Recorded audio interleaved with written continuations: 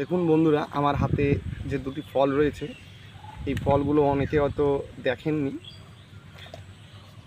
এগুলো সাধারণত উত্তরবঙ্গেই পাওয়া যায়।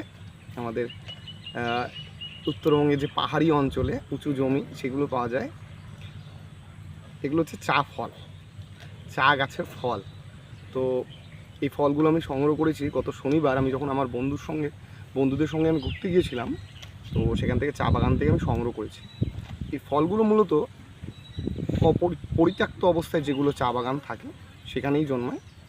যেগুলো সাধারণত যে গাছ থেকে চা পাতা সংগ্রহ করা হয় সেই জায়গায় এগুলো পাওয়া যায় না, পাওয়া গেলেও খুব অল্প পরিমাণে থাকে।